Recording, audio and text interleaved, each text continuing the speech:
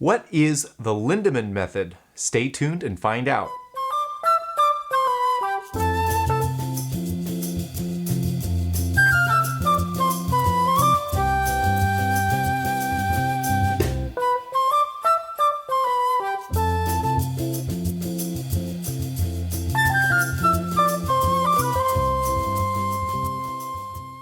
Hi, welcome back to my YouTube channel. Today we're going to be talking about the Lindeman method and what it's all about. Henry Lindeman was a saxophonist in the early 1900s. In the 1930s, Henry played in Paul Whiteman's orchestra. He grew tired of playing with other out-of-tune saxophones, so he decided to write his own method book, which was published in 1934. When I was younger, I was fortunate enough to study with somebody from the Henry Lindeman lineage. The Lindeman lineage. The Lindemanage? My teacher told me something that most saxophonists would find controversial. The tone is in the fingers. Your sound comes from your fingers. Henry Lindeman took his teaching inspiration from the violin playing of Jascha Heifetz. He drew parallels between the bowing of a violin and the airstream of a saxophone. Henry talks about using your face as just a mask. It's just a mask and just a very light grip around the mouthpiece when you play. All of that should stay in place, and your lungs and diaphragm are like a bellow, pushing out air. And the only thing that changes the saxophone are your fingers.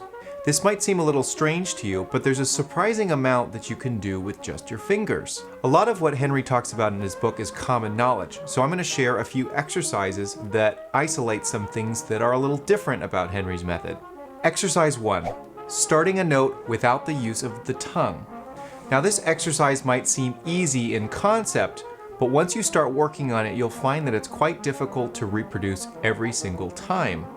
Ideally, you should be able to play every single note on your saxophone without the use of your tongue to start it.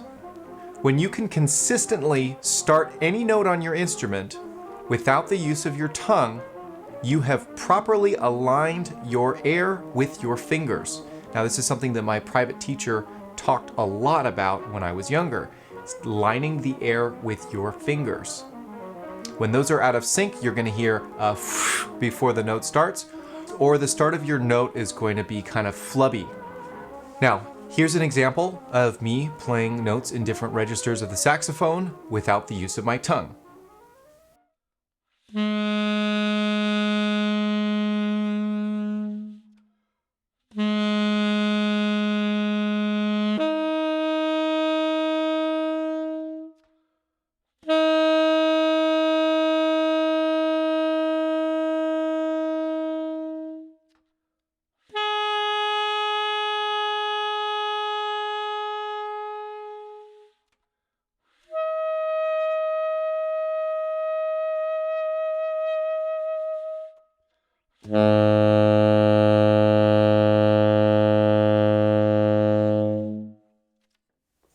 Once you're comfortable cleanly starting notes without the use of your tongue, you are ready to start learning how to move your fingers with a constant and consistent airstream. Again, this is something that seems easy on the surface, but it's actually harder when you get down to it. Now this takes us to exercise number 2, fingering exercises. In Henry's book, he includes 2 pages of fingering exercises. These are absolutely vital in developing a very clean technique without the use of your tongue. The goal here is to play consistent and even 16th notes with a constant airstream, and you do not want one note to be more weighted than another. Here's an example.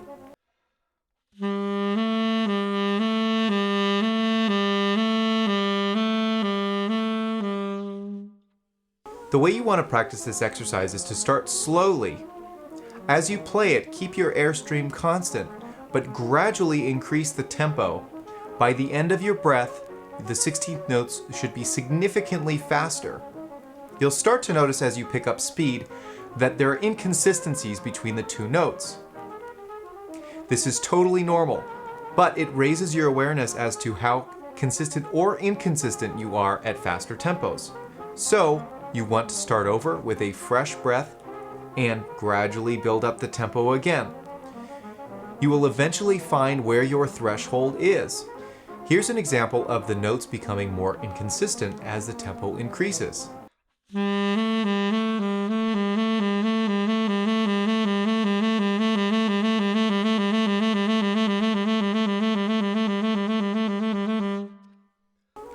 Here's another example between two harder notes on the saxophone, concert A and concert B flat.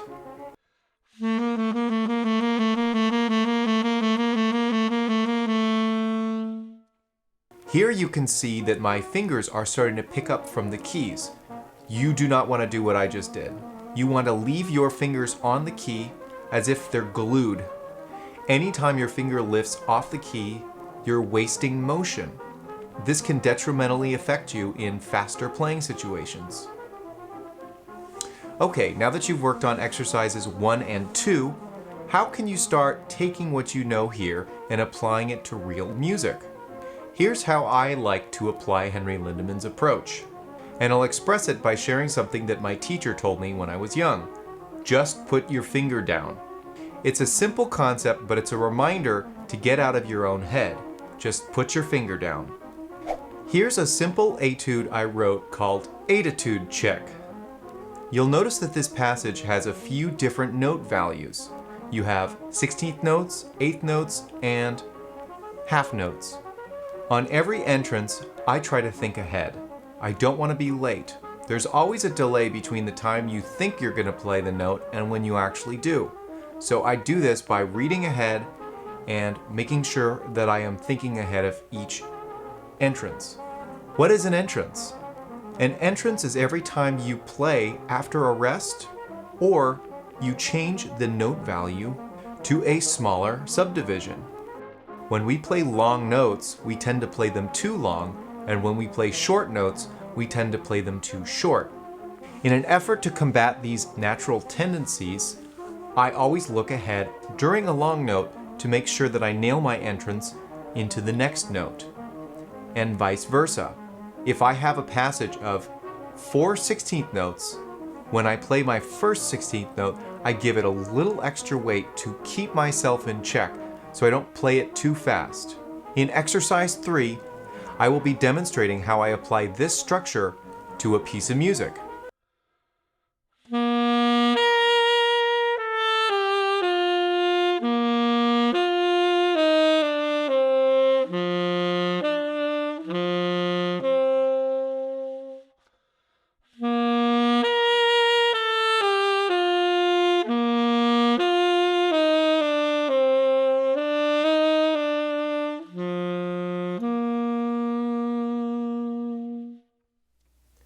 Now, these are just a few examples of Henry Lindeman's teachings, and I hope you got some value out of this. If you did, please like this video and subscribe to my channel for more content like this.